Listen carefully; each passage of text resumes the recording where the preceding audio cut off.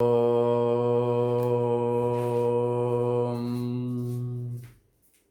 भद्रं कर्णेभिः शृणुयाम देवाः भद्रं पश्येमाक्षभिर्यजत्राः स्थिरैरङ्गैस्तुष्टुवाग्वंशस्तेनोभिर्व्यसेम देवहितं यदायुः स्वस्ति न इन्द्रो वृद्धश्रवाः स्वस्ति न पूषा विश्ववेदाः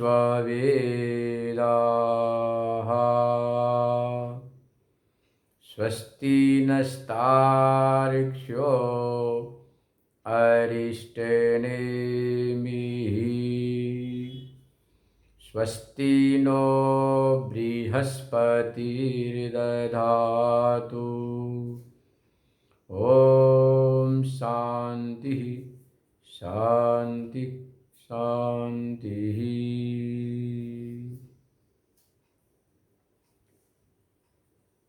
प्रेमपुरी आश्रम से प्रायोजित दैया परिवार की ओर से जो हमारे कृष्ण कुमार दैया हैं से गीता चिंतन माला की 15वें अध्याय का श्रवण कर रहे हैं। भगवान की बहुत बड़ी कृपा है। इस आधुनिक युग में आधुनिक संसाधनों के माध्यम से आप जो यूट्यूब आदि है इससे घर बैठे गीता चिंतन माला के सत्संग का श्रवण कर रहे हैं।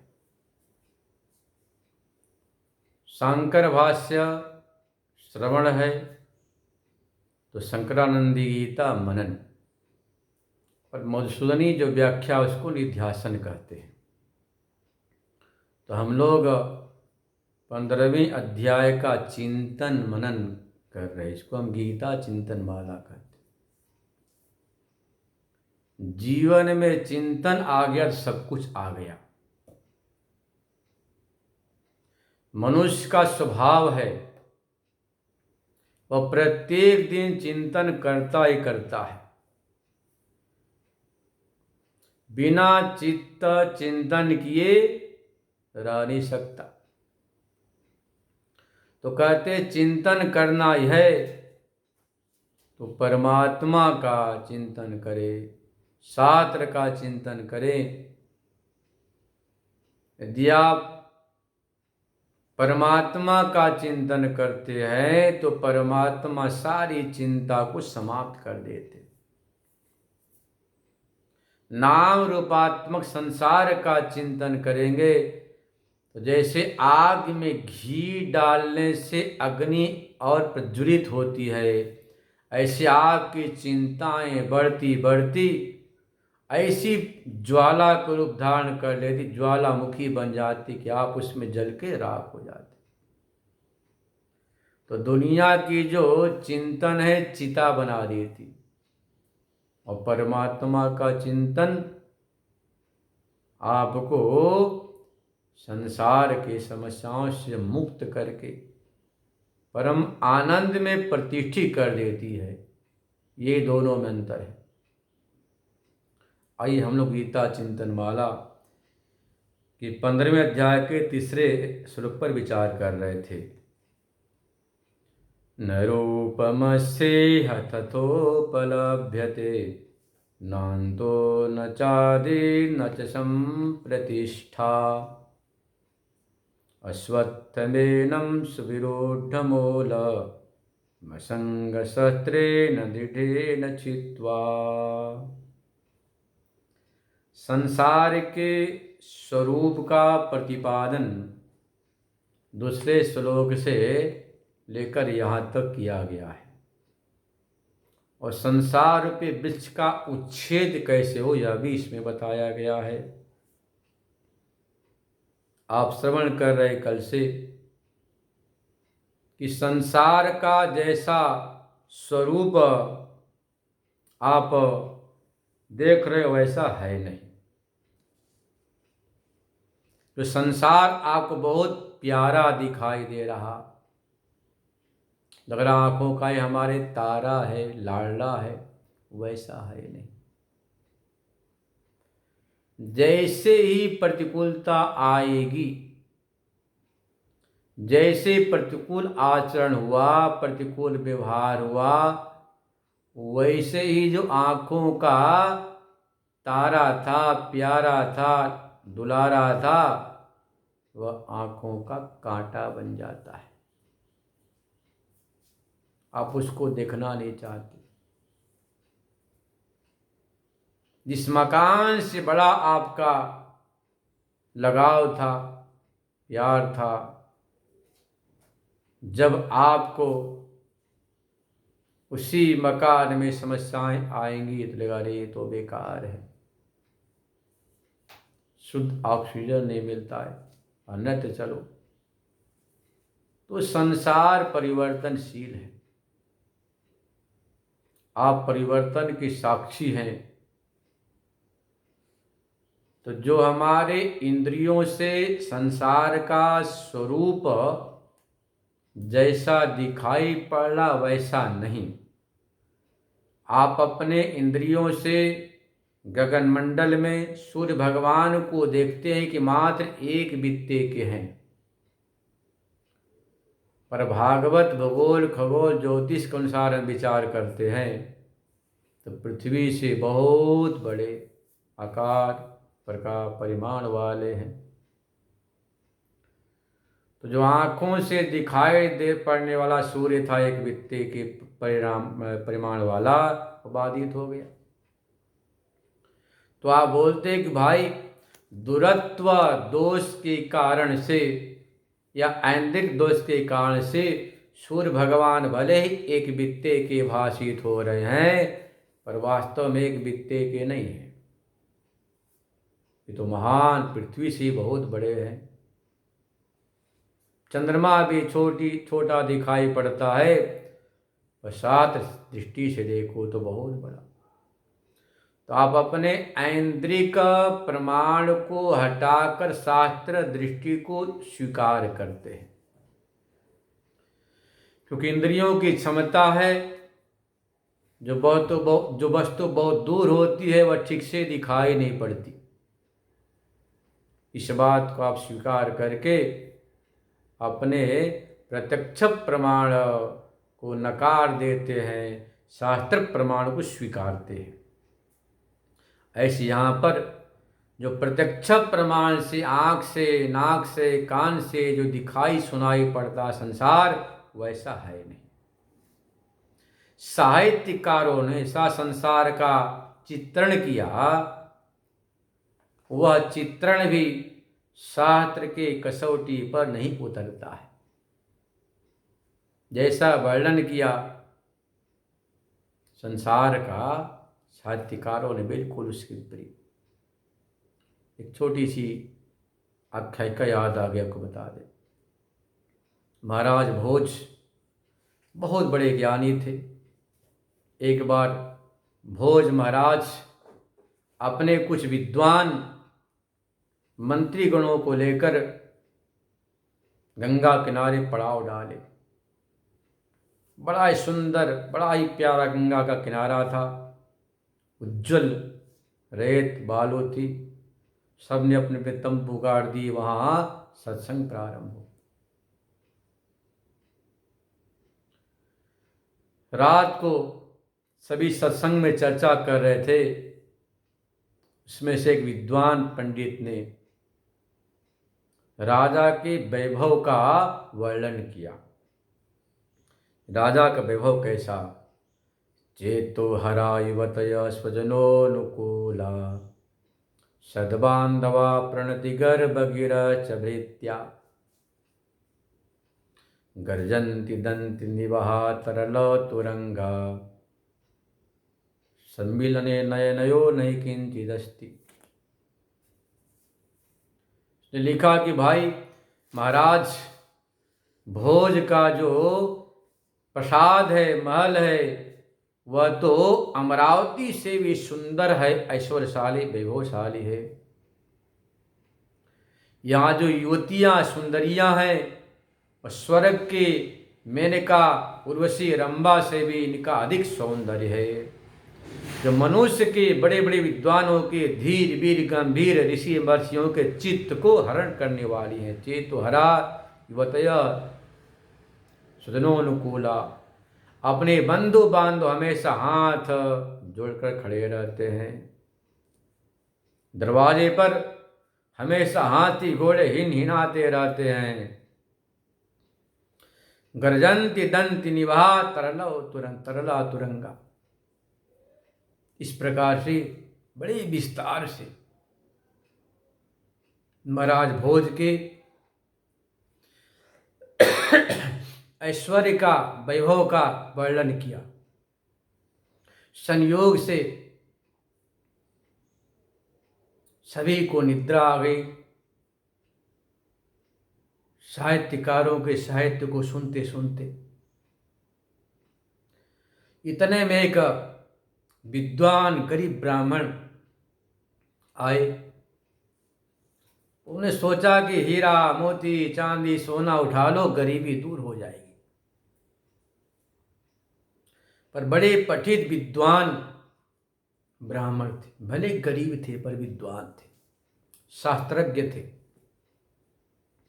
यहाँ विद्वान का अर्थ पीएचडी डीलिट और क्या बोलते हैं कि मैकाले के अंग्रेजियत विद्वान ही मानना, इनको मैं विद्वान मानता ही नहीं। ये तो लाल बुझक्कड़ होते हैं, अपने को भले विद्वान मान लें पर विद्वान होते नहीं है। विद्वान शब्द निकया बनता ही नहीं। दोनों में बड़ा भारी फासला है। हमारे यहाँ विद्वान बोलते हैं आचारहीनम पुनंत न वेदा। जैसा अध्ययन किया वैसा आचरण में ढाल ले, उसको विद्वान कहते। इनके यहाँ तो पढ़ते कुछ, सुनते कुछ, समझते कुछ, लिखते कुछ। अब ए देखो बोलते लिखते कुछ और समझते, बी बोलते हैं समझते ब, सी लिखते और पढ़ते कैट, CAT कैट। इनका तो मन कुछ, बाणे कुछ, क्रिया कुछ, इसलिए विद्वान ही कह सकते।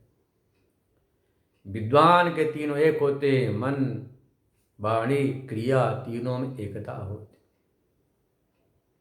तो बड़े भारी विद्वान थे।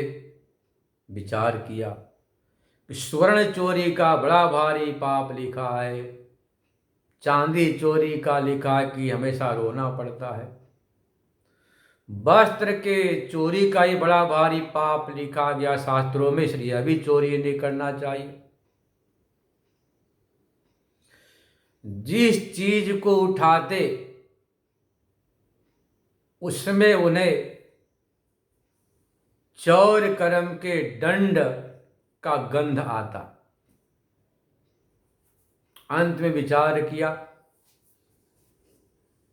कि भूसा कि चोरी का कोई पाप नहीं लिखा है।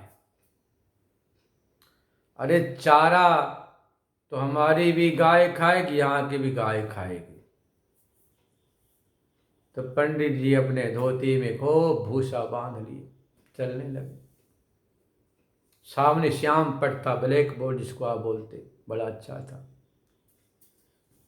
लगे पढ़ने, उसमें लिखा हुआ था, चेतो हरा युवतया स्वजनोनुकूला, सद्बांधवा प्रणति गर्भगिर च भृत्या,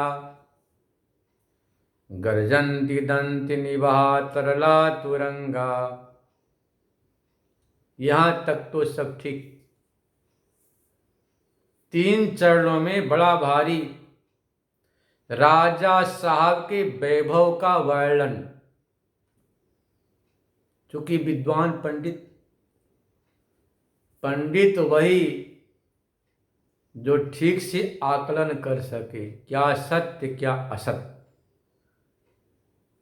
सद असत विवेचनीय बुद्धि का नाम है पंडा, और वह है जिसके पास उसको बोलते पंडित। तो पंडित जी ने कहा ये तो बात असत है। 3 चरणों में असत्य का प्रतिपादन किया था। चौथे चरण में उन्होंने लिख दिया सत्य का कि सम्मीलने नयनयोर नैकिंचिदस्ति। राजन, जरा अपना आंख तो बंद करो। आंख बंद करने के बाद न आपके राज्य का वैभव दिखाई पड़ेगा, न सुंदर अट्टालिकाएं महल सुंदर श्रृंगार किए हुए झरोखे भी दिखाई नहीं पड़ेंगे, न आपके बंधु बांधव हाथी घोड़े कुछ भी दिखाई नहीं पड़ेंगे। जैसे आंख बंद हुई वैसे सबकी सब समाप्त। सम्मीलने नयनयोर नैकिंचिदस्ति, कुछ भी नहीं, सब मिथ्या, सब बाधित। सत्य मात्र एक अद्वितीय आत्मा है। ऐसा उन्होंने लिख दिया। अब लिखकर पढ़ने लगे। अब जैसे ही राग से, स्वर से, ताल से जब पढ़ने लगे महाराज, संस्कृत के श्लोकों के बहुत अच्छे अच्छे राग होते हैं, कई तरीके होते हैं, ऐसा अंग्रेजी में दूसरी भाषा में नहीं। चाहे उल्टा पुल्टा सुल्टा कैसे लिखो अर्थ वही निकलेगा। रामः ग्रामम गच्छति लिखो, वही अर्थ है, राम गांव को जाते हैं। या गच्छति रामो ग्रामम, वही अर्थ निकलेगा। गच्छति पहले करो तो भी वही अर्थ निकलेगा। लगे पढ़ने धून से कि चेतो हरा स्वजनोनुकूला सद्बांधवा प्रणति गर्भगिरश्च भृत्या गर्जन्ति दन्ति निवह तरला तुरंगा सम्मीलने नयनयोर नैकिंचिदस्ति। इतने में सबकी आंख खुल गई, बोले पकड़ो पकड़ो पकड़ो। पंडित जी को पकड़ लिया,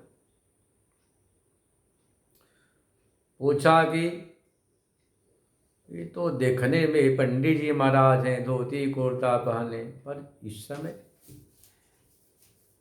राजा के पास उन्हें पेश किया गया। बताओ तुम कौन हो? हाथ जोड़ कर बोले महाराज मैं गरीब ब्राह्मण। बोले यहाँ कैसे आए? बोले गरीबी लाई, घर में खाने के लाले पड़े थे तो मैं सोचा कुछ चोरी कर। राजा ने पूछा क्या चुराया? बोले बस धोती में भूसा बांधा। बोले क्यों, सोना चांदी क्यों नहीं उठाए? बोले कि महाराज जैसे मेरा हाथ सोने की तरफ चांदी की तरफ जाता, वस्त्रों की तरफ, वैसे ही शास्त्र की बात याद आती। कुछ स्वर्ण चोरी से ब्रह्म हत्या लगता है, चांदी चोरी से रोना पड़ता है, वस्त्राभूषण चोरी से बड़ी भारी यातना मिलती है, इसलिए मैंने नहीं चुराया। पर भूसे के चोरी की कोई पाप नहीं लिखा, इसलिए हमने भूसा बांध लिया। भूसा तो आपकी गाय खाएगी, चाहे हमारी गाय, चाहे किसी गाय। राजा ने कहा अच्छी बात, पर ये तो बताओ वहां तुम खड़े होकर क्या कर रहे थे, बुदबुदा रहे थे? पंडित जी महाराज ने कहा महाराज क्षमा करना, ये आपके जो विद्वत मंडली है, जो श्याम पट पर श्लोक लिखा था, उसमें कुछ अशुद्धियां कमियां थी, उसको मैंने जोड़कर राग से पढ़ने लगा। अच्छा, हमारे विद्वत मंडली सभा की कमी निकाली तुमने? बोले हाँ, दिखाया। बोला राजन, जो आपके महल का, राज्य का, वैभव का जो वर्णन है उसमें बहुत बड़ी खामियां ये है कि आंख बंद करो कतहूं कछुनाए कुछ भी नहीं। जब तक आंख खुली है तभी तक आपका वैभव है, ऐश्वर्य है, महल है, अट्टालिकाएं हैं। कान है तभी तक सुंदर स्तोत्र सुनाई पड़ रहे हैं, जो आपके बंदीगण वंदना करते हुआ सुनाई पड़ रहा। यही हमने जोड़ दिया। राजा बड़े खुश हुए। उन्हें उसी समय तत्काल महामंत्री पद दे दिया गया। जरा विचार करो, तो आंख से दिखाई क्या पड़ाता साहित्यकारों को, विद्वानों को, यह जो राजा साहब का महल है अमरावती से भी श्रेष्ठ है, महान है, अच्छा, उसको फीका कर देने वाला है। सुंदरियां कैसी, तो मेनका रंभा उर्वशी से भी बढ़िया है, जो चित्त को चुरा लेने वाली। हाथी घोड़े कैसे, तो ऐरावत उच्चस्वा से भी बहुत अच्छे है। यह जो वर्णन था सब फीका। आंख बंद कर लो, कहीं कुछ नहीं। अरे जब तक शरीर में प्राण है तभी तक तो है। जैसे ही नाक से ऑक्सीजन आनी जानी बंद हुई, वैसे ही कतहूं कछुनाई कुछ भी नहीं। इसी बात को यहां लिख रहे। अब देखो, यदि शास्त्रीय वैदिक विद्या पढ़ाई जाए आज के स्कूलों में, कॉलेजों में, तो मैं तो कहता हूं अपने आप भ्रष्टाचार, अनाचार, दुराचार, आतंकवाद सब समाप्त, ओरना कोरना सारी मारी भी समाप्त। जैसे पंडित जी जरूर गरीब थे, दरिद्र थे, परंतु उन्होंने सोना नहीं चुराया, चांदी नहीं चुराया, वस्त्राभूषण नहीं चुराए। क्यों? उनके चित्त में संस्कार है।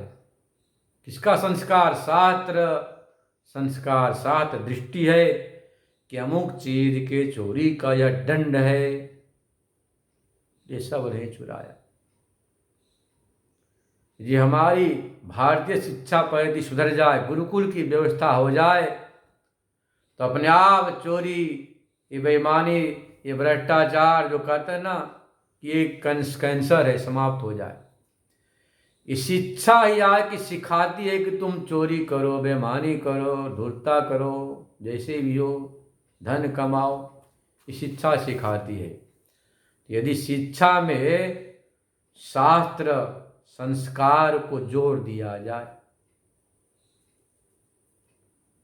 तो बिना किसी परिश्रम के देश का सुधार होगा, विकास होगा, अमन, चैन, शांति, एकता, अखंडता स्थापित हो जाएगी। क्योंकि हमारी शिक्षा में है कि पूरा विश्व ब्रह्म है, वसुधैव कुटुंबकम है। हम पूरे विश्व को ब्रह्म का रूप देते ही, ब्रह्म भी है, परमात्मा का रूप है। जब पूरा संसार ही ब्रह्म में परमात्मा है तो वहां कहाँ अनैतिकता, अराजकता या चोरी व्यभिचार कोई जगह ही नहीं। और अंग्रेजियत शिक्षा में क्या है? विश्व को ये बाजार मानते हैं, और जहां बाजार होगा वहां व्यापार होगा। अब व्यापार में झूठ सच चलता ही है, इसलिए संसार में अशांति फैल रही। यदि आप विश्व को ब्रह्म मानो, विश्व को परिवार मानो, तो परिवार में प्यार होता है, ब्रह्म मानने से प्रेम होगा। और अंग्रेजी शिक्षा के अनुसार विश्व को बाजार मानेंगे तो व्यापार का विस्तार होगा। अब व्यापार के लिए तो कुछ भी कर सकते हैं, दूध में पानी मिलाओ, घी में मिलावट करो, खाद्यान्न में मिलावट करो, क्योंकि आपको व्यापार करना है।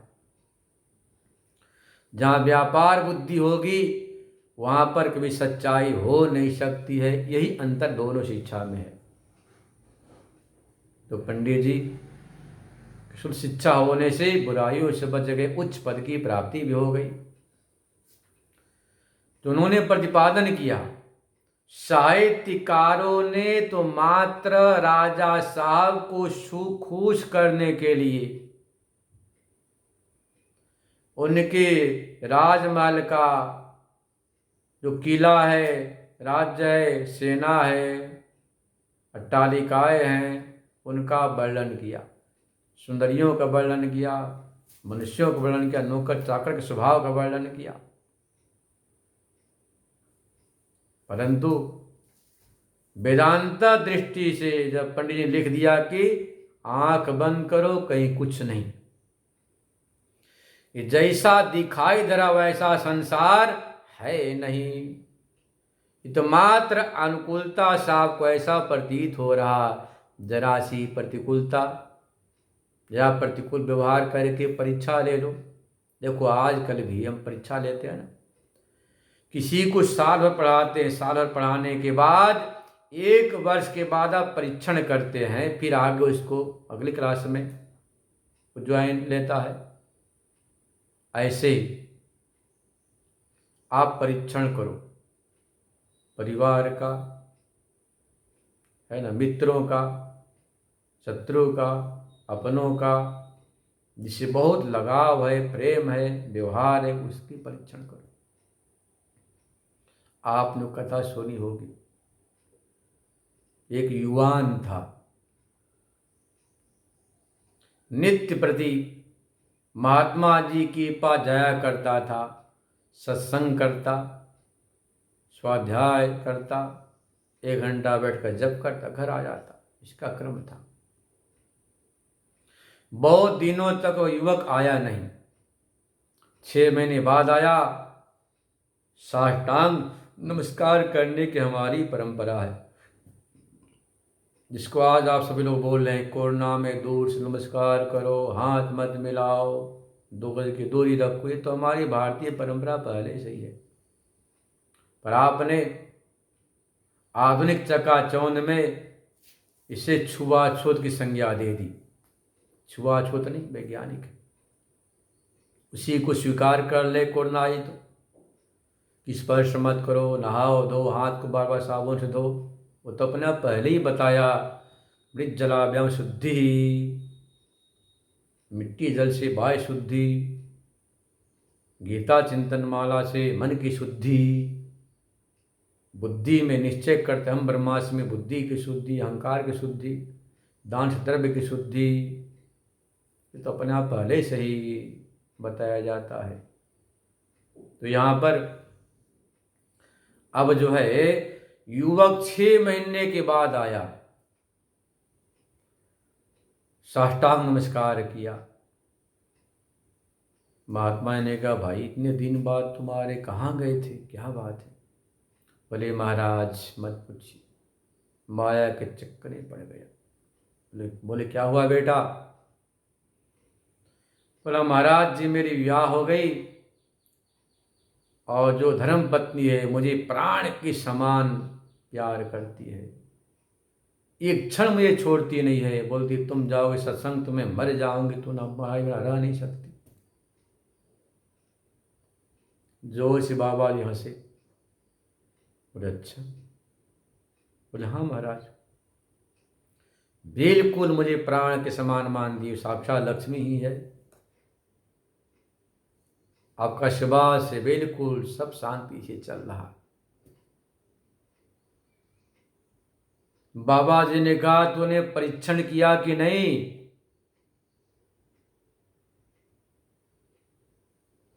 उसने कहा सो तो परीक्षण नहीं किया हमने। बोले ठीक, कोई बात नहीं, लगातार 3 दिन तुझे प्राणायाम सिखा देता हूँ, पहले से भी सिखाया था, थोड़ा परिपक्व कर दिया, कुंभक प्राणायाम सिखा दिया।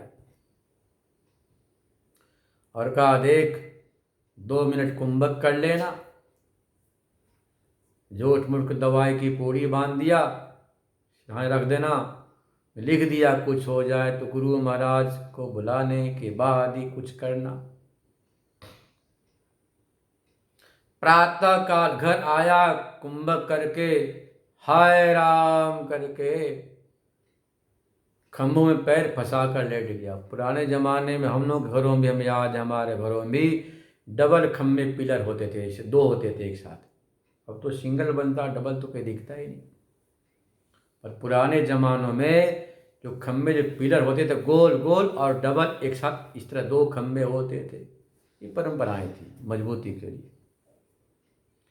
और दो खम्भों के बीच पैर फंसाकर इस तरह से पड़ गए। पत्नी आई, देखी नाक बंद, छाती, डरे तो मर गया। तुरंत बढ़िया बढ़िया हलवा बनाई, गरम गरम, खा पी के चट करके सब। सोचिए भी रोऊंगी तो भूखे मरना पड़ेगा, क्या पता कब तक क्रियाक्रम होगा। खूब बढ़िया बढ़िया हलवा बनाकर पहले हलवा खा लिया, बर्तन मार लिया। अब देखिए अब तो कोई टेंशन नहीं। लगे रोने, हाय मैं तो मारी गई, जीवन धन लूट गया, मैं क्या करूं, कहाँ जाऊं, कैसे रहूं। सभी लोग आए, बोले क्या हुआ, देखे, लगे सब रोने। सिरहाने देखा तो लिखा था, कुछ हो जाए तो गुरु महाराज को बुलाना। तुरंत गुरु महाराज को बुलाया गया। आए, नाड़ी पकड़ी, नाक पे हाथ लगाए, बोले रे इसकी तो आयु समाप्त। एक उपाय है, आप लोगों में से कोई एक अपनी आयु दे, ये जीवित हो जाएगा। सबसे पहले पत्नी से पूछा, अपनी आधी आयु पति को दे दो, ये जीवित हो जाएगा। कहा महाराज जी आधी आयु दे दूंगी तो मेरा आयु घट जाएगा। माँ ने मना किया, पिता ने मना किया, भाई ने मना किया, सब ने मना किया। सबने कहा महाराज जी आप तो बड़े बूढ़े बुजुर्ग हैं, आप ही अपनी आयु देकर जला दो, आप तो बड़े परोपकारी हैं। दुनिया वाले ऐसे ही बोलते कि परोपकारी है। आप बाबा जी आप गुस्सा नहीं करना चाहिए। मतलब गृहस्थों ने गुस्सा करने की ठेका ले रखी है, और महात्मा गुस्सा करे तो उपदेश करते कि बाबा जी आपको तो गुस्सा नहीं करना चाहिए। वैसे यहाँ पर हुआ। बोले ठीक है लाओ 1 किलो दूध। जड़ी को बोला, बोले मैं पी करके मर जाऊं तो मेरे शरीर को कुटिया में छोड़ देना, चेला जीवित होकर मेरा संस्कार करेगा, तुम लोग कुछ नहीं करना। बोले ठीक है महाराज। सबको हटाया, कान में मंत्र दिया, दूध पीकर बाबा जी कुंभक प्राणायाम करके ध्यानस्थ हो गए। उठा, बोला हाय हमारे लिए गुरु महाराज ने वैधान कर दिया। सबने कहा गुरु महाराज ने तुम्हारे लिए शरीर छोड़ दिया। कुटिया में आया। अब कहा कि भाई देखो मैं गुरु महाराज कुंत के प्रदत्त मंत्र के द्वारा, संजीवनी विद्या के द्वारा उठा देता हूं। गुरुजी ने कहा देख लिया तुमने प्राण प्रिया को। बोले हाँ महाराज बस सब अनुभव हो गया, सब कहने की चीज है, परीक्षण कर लिया।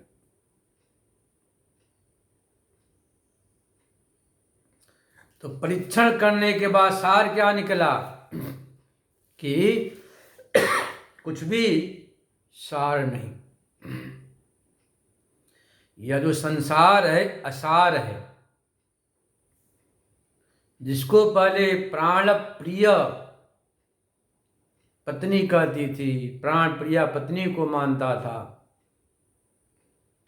घर को स्वर्ग के समान कहता था, और परीक्षण के समय सब मिथ्या सिद्ध हो गया।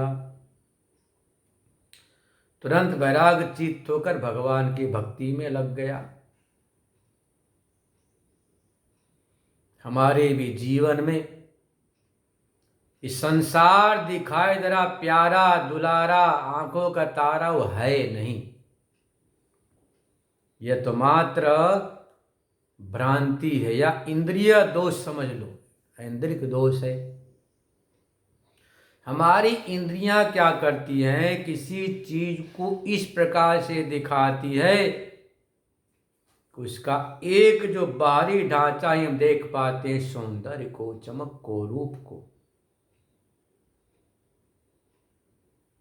उसके आंतरिक अंतरंग स्वरूप का साक्षात्कार न होने से मोह हो जाता है।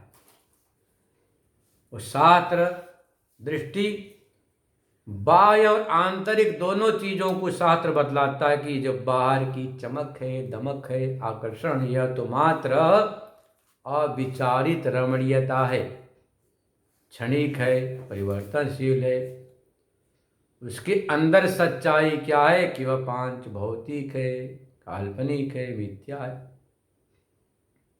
इसी बात को बता दिया कि नान्तो न चादि न संप्रतिष्ठा, न इसका आदि है न अंत। आदि मतलब एक बटका धाना लो, उसको फोड़िए, फोड़ने के बाद कुछ नहीं, जिसको कुछ नहीं बोल रहे उसी एक बटके धाना से इतना बड़ा भारी वृक्ष बना, उसमें हजारों फल लगे। अब विचार करो उसका अंत कहाँ।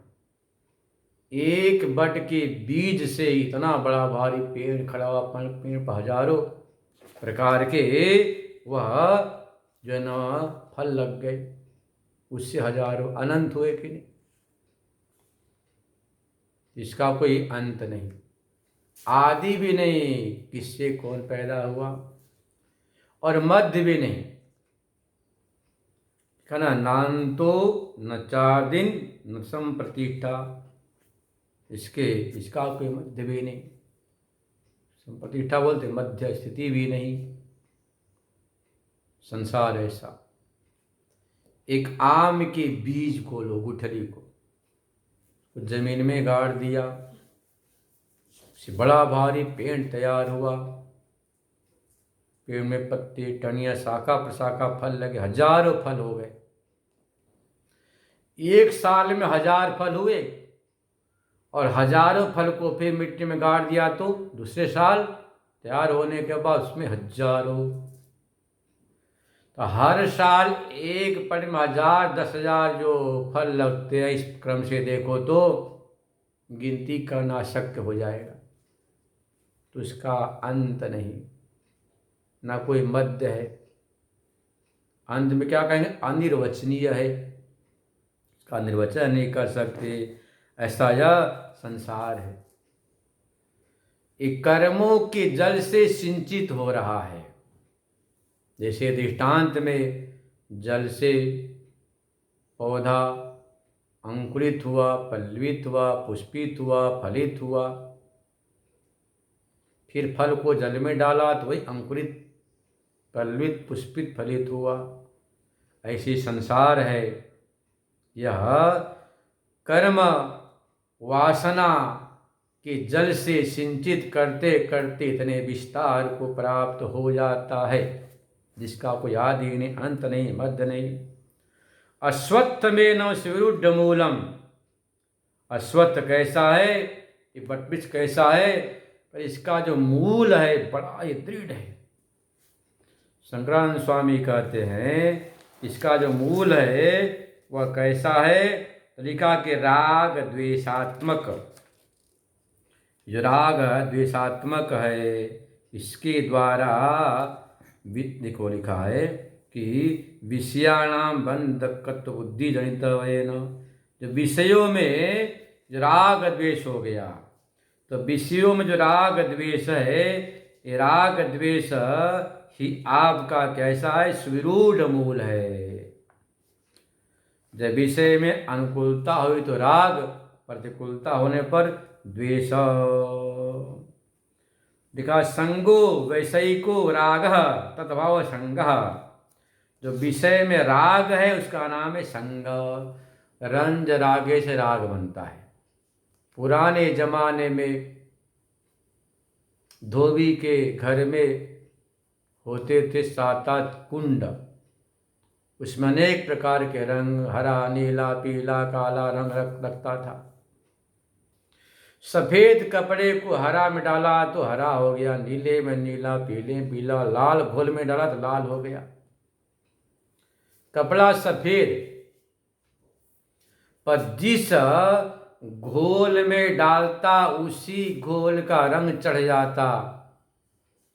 लाल घोल में डाले तो लाल हो जाता, पीले में पीला हो जाता, इसको राग बोलते। ऐसा हमारा चित्त जब विषय के साथ आसक्त हो जाता है तो इसको राग बोलते, इसी का नाम संग है। तो यह जो सुविरूढ़ मूल है और इसमें ऐसी आसक्ति हो गई है जैसे फेविकोल से कोई चीज चिपक जाए जल्दी छूटती नहीं, ऐसा आप इस विषय से बन गए। हालांकि विषय जहर के समान प्रतीत हो रहे, फिर भी ऐसी आदत पड़ गई है। जैसे कि शराबी जो शराब पीता है, नशेड़ी जो नशा करता है, नशेड़ी, गंजेड़ी, भंगेड़ी शराबी को पता है इसमें कोई लाभ नहीं, नुकसान नुकसान, धन का नाश, प्रतिष्ठा का नाश, बदनामी, बेइज्जती, शरीर का नाश।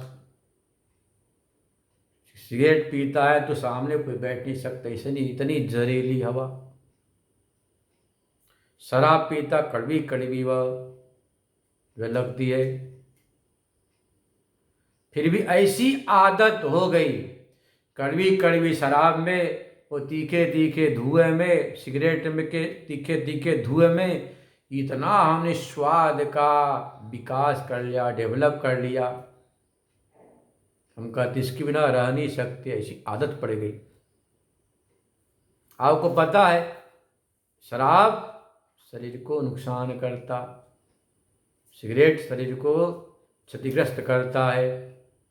आप चाहते छोड़ना शराब, सिगरेट, नशा, पानी, पर क्या कहते महाराज छूट नहीं पाता, अकेले में रोते हैं कि आदत से मैं लाचार हूँ। क्या बोलते? बुरी आदत से मैं लाचार हूँ, क्या करो छूटता नहीं। ऐसे यहां पर विषय विष के समान आपको फुफकार रहे, काट रहे, डस रहे।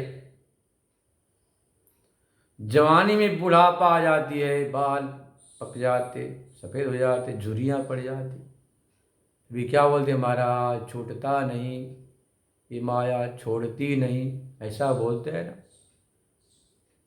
तो ऐसा ये विरूढ़ मूल हो गया, चिपक गया।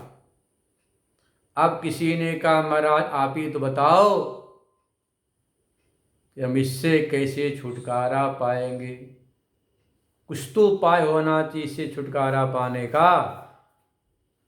स्वयं भगवान ने रास्ता बताया, असंग सहस्त्रेण दृढ़ेन छित्त्वा। असंग सहस्त्र के द्वारा आप दृढ़ता के द्वारा, दृढ़ता मतलब मन को दृढ़ करें। जब मन को दृढ़ करेंगे तो जरूर आपको वहाँ से छुटकारा मिल जाएगा, पर आपको अपने मन को दृढ़ करना पड़ेगा। बिना मन को दृढ़ किए बात बनने वाली नहीं है। मन को दृढ़ कैसे करें? पक्का करें। वो भी कैसे? तो स्वयं इस बात को योग दर्शन में भगवान पतंजलि ने बताया, भगवान श्री कृष्ण ने भी गीता में बताई। अभ्यासेन तु कौन्तेय वैराग्येण गृह्यते। अभ्यास वैराग्याभ्याम तन्निरोध। ये जो हमारा मन विषय में आसक्त हो चुका है, और आस नहीं हजारों लाखों वर्षों से जो हमारे मन की आसक्ति विषयों में है, उस विषयासक्ति से छुड़ाने को उपाय बताया। घबराने की बात नहीं, निराश होने की बात नहीं, हजारों लाखों वर्षों से आपने विषय का सेवन किया, आंख से रूप के सौंदर्य को ग्रहण किया, उससे सुख की प्रतीति हुई, कान से मीठे मीठे तुतली शब्दों को सुनने से सुख महसूस हुआ, स्पर्श से सुख का अनुभव किया हजारों वर्षों में, पैर से गमनागमन का, तो वैषयिक सुख का अनुभव हजारों लाखों अरबों खरबों वर्ष से हुआ। वह एक ही यंत्र मन है। मन रूपी यंत्र में ऐसे संस्कार संग्रहित हैं, चयनित हैं, जो लाखों वर्षों से विषय के सेवन का, जिसको बोलते सुख का अध्यास है, शोभनाध्यास है। शोभनाध्यास को सुखाध्यास को बात एक। अध्यास का मतलब होता है तस्मिन् तद्बुद्धि का अध्यास है, विषय में सुख नहीं सुख बुद्धि हो जाना। जैसे बोलते हैं ना कि रज्जू में सांप का अध्यास, सांप के अभाव वाले रस्सी में सांप बुद्धि को बोलते सांप का अध्यास। ऐसे ही ये संसार शोभन नहीं, सुंदर नहीं, आकर्षक नहीं, आनंद नहीं, रस नहीं, प्रीति नहीं, प्रेम नहीं, इसके अभाव वाले संसार में इस सौंदर्य का, प्रेम का, प्यार का, आनंद का, रस का, सारत्व का अध्यास हो रहा। इसका नाम शोभनाध्यास। ये शोभनाध्यास है, ये अध्यास से ही आपको आसक्ति हो गई, विषय में संग हो गए। उसको असंग साथ से काटना है। अब किसी ने कहा कि महाराज ऐसा है कि हम तो जंगल में चले जाएंगे, सोबरी महाराज के समान, और वहाँ जंगल में जाने के बाद कोई विषय नहीं होंगे, रूप नहीं, रस नहीं, गंध नहीं, स्पर्श नहीं, आराम से अध्यास मिट जाएगा। सो ऐसी बात नहीं। स्पष्ट लिखा है, अर्थ विद्यमाने भी संस्कृति न निवर्तते। विषय के न होने पर भी मन में खटपट चलता रहता है। यथा स्वप्ने, स्वप्न में अर्था भावेपि अनर्थागमो यथा स्वप्ने। रात को जब तुम सो जाते हो तो वहां पर कोई अर्थ विषय नहीं होता है। वहां कोई महल नहीं, मकान नहीं, दुकान नहीं, हाथी नहीं, घोड़ा नहीं, शेर नहीं, सवारी नहीं, कुछ नहीं।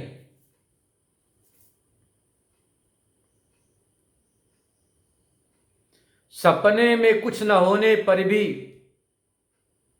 आप सपना क्या देखते हो?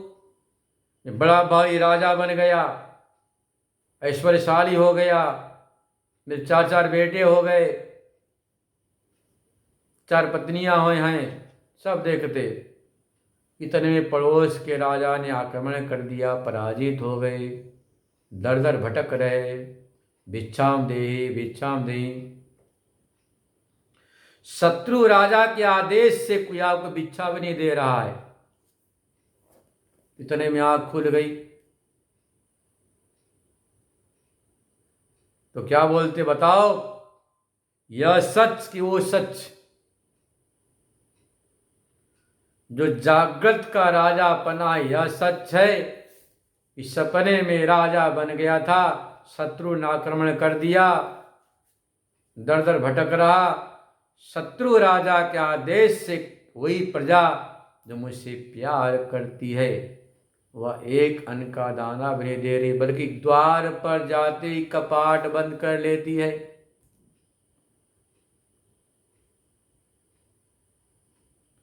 तो रात के सपने में जो राजा होकर जो पराजित हुआ, जो दर दर भटकना हुआ, जो एक एक दाने का मोहताज हुआ, वह सत्य, या जो जागृत का राजापना क्या सत्य?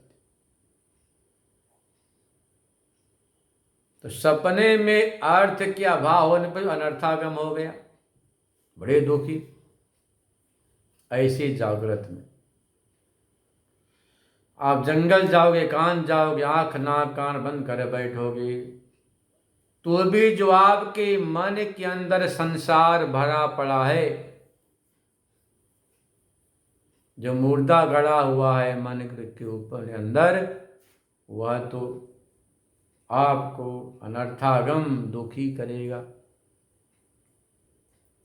पूज्य प्रातः स्मरणीय ओंकारेश्वर के महाराज श्री ब्रह्मलीन सुनाम धन्य स्वामी रामान जी महाराज स्वाध्याय काल में बार बार एक दृष्टांत दिया करते थे।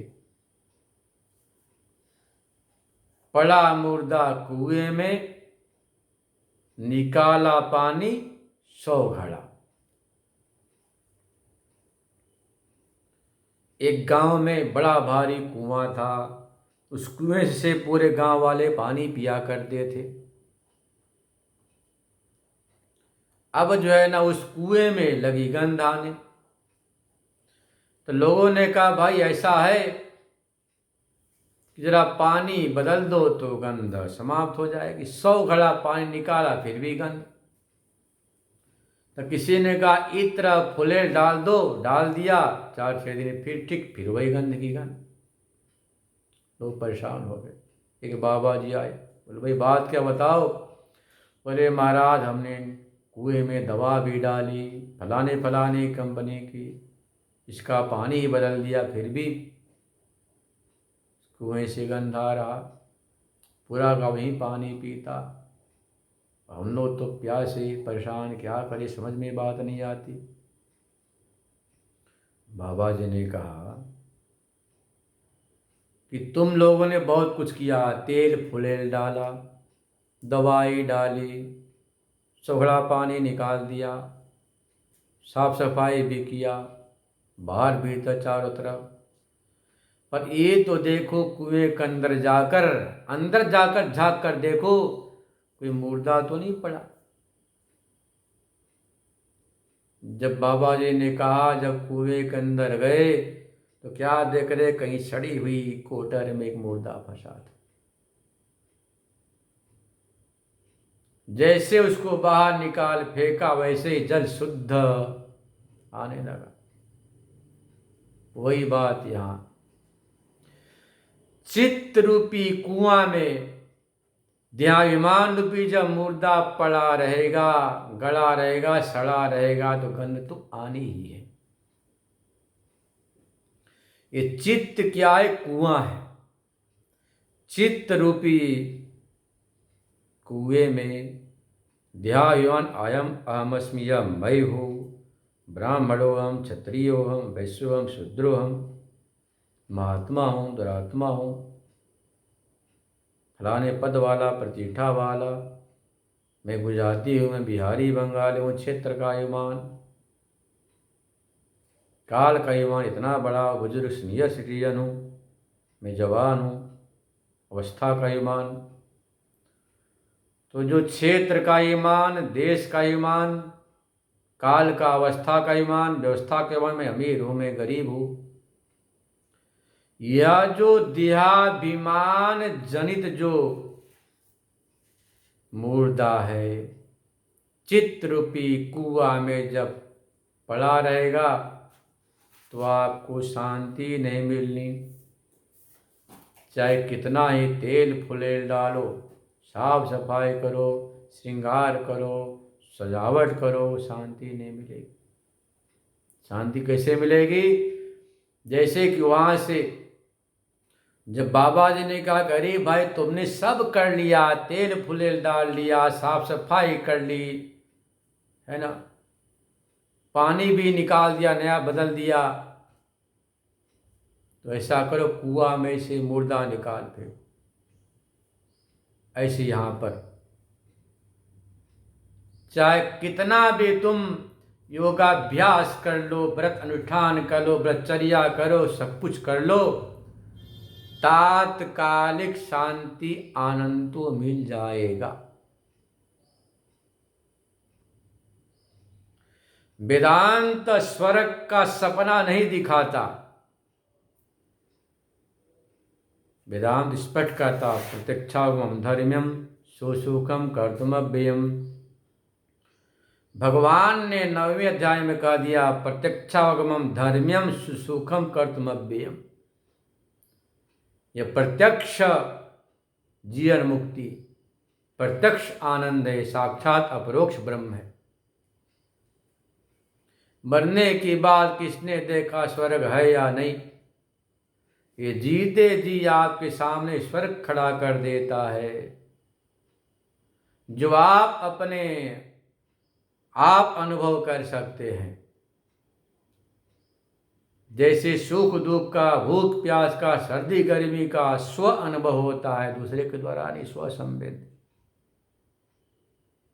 भूख कितनी है, प्यास कितनी है, अपने आप अनुभव में आप लाते हैं, दूसरे को बता नहीं सकते, खाली कह सकते बड़ी जोर से भूख लगी। ऐसे ही यह भी स्वानुभव है, स्व संवेद्य। तो चित्त रूपी जो कुआं है, इस कुएं में जो बड़ा भारी द्यायमान रूपी जो मुर्दा गड़ा पड़ा है,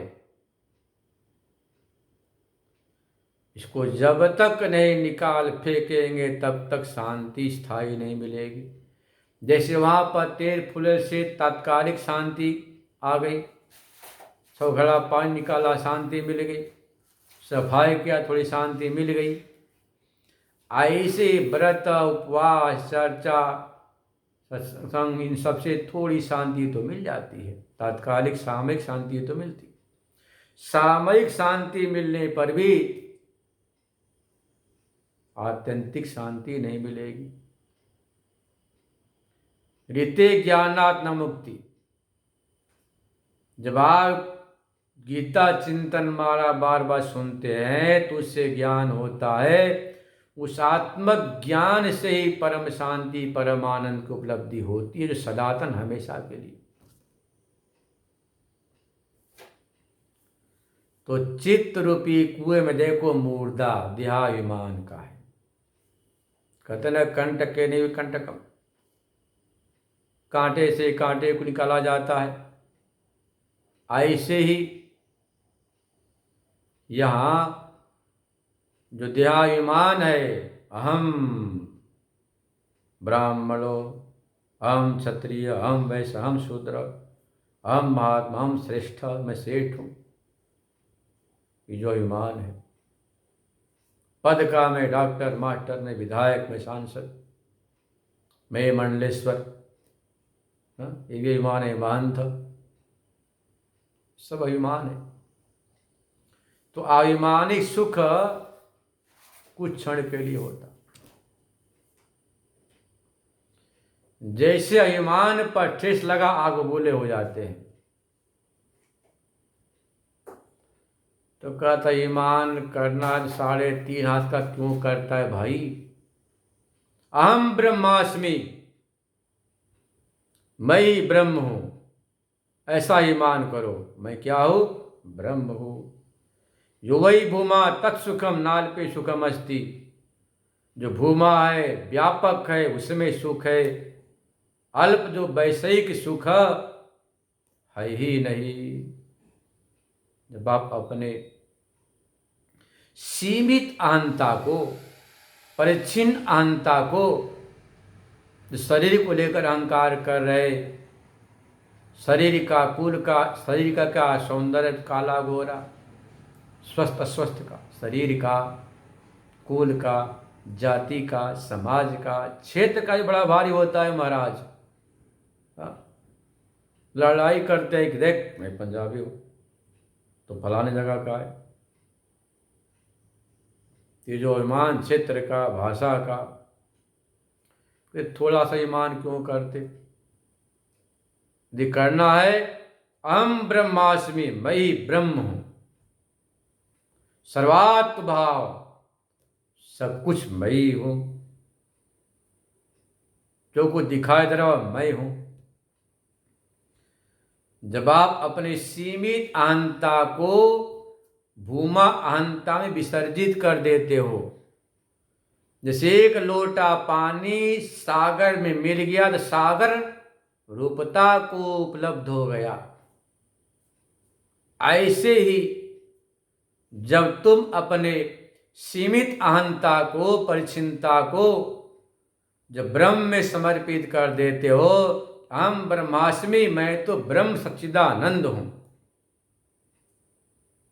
हम ब्रह्मास्मि। तो जिस दिन आपका जो सीमित अहंता है वह अपरिचिन्न अहंता मिल जाता ब्रह्म में, उस समय नाम रूपे विहाय, नाम रूप को छोड़कर ब्रह्म रूपता होने के कारण परम आनंद का अनुभव होने लग जाता है। तो असंग शस्त्रेण, असंग शस्त्र के द्वारा ही उसका छेदन हो सकता है। इस पर कल विचार करेंगे असंगता क्या है। ओम पूर्णमद पूर्णमिदं पूर्ण